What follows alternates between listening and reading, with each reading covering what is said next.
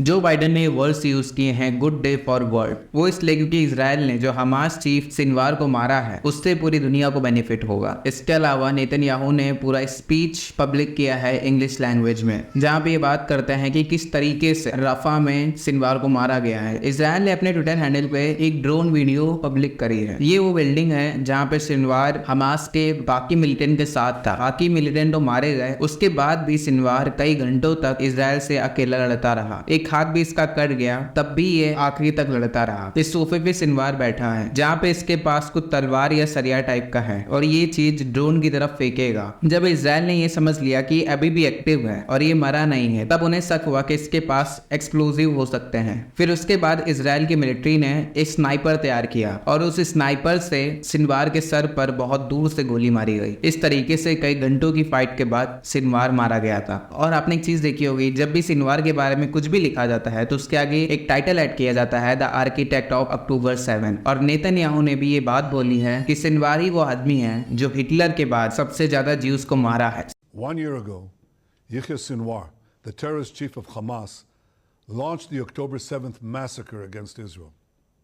It was the bloodiest attack on the Jewish people since the Holocaust.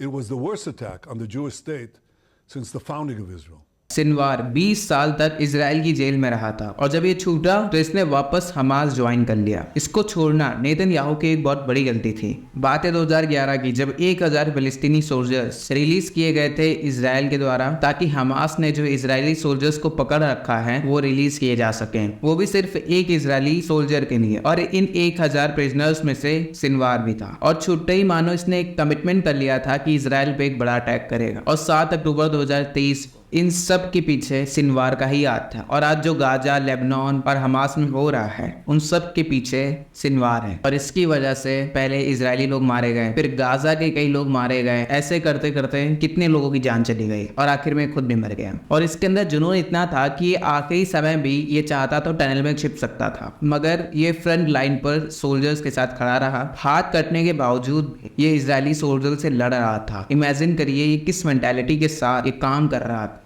और लग रहा है इजराइल ने बहुत बड़ी गलती कर दी है ये वीडियो पब्लिक करके, क्योंकि इसके आखिरी मूवमेंट से जितनी भी इस्लामिक कंट्री हैं इसको एक मार्टियर की तरह दिखाया जा रहा है कि ये शहीद हुआ है। नहीं तो इजराइल का प्रोपेगेंडा ये था कि सिनवार कहीं छिपा हुआ था, घसीट के इसको निकाला गया है और गोली मार दी गई और मर गया। और ये सेम चीज इंडिया में भी पूछी जा रही है, क्या इजराइल ने ये गलती कर दी है ये वीडियो रिलीज करके, क्योंकि जिसका फाइनल मूवमेंट था ये चेयर पे बैठा हुआ था और इसका हाथ कट चुका है। इससे हमास का परसेप्शन चेंज हो चुका। अब जितनी भी इस्लामिक कंट्रीज इसको एज अ मार्टियर देख रही हैं। धन्यवाद।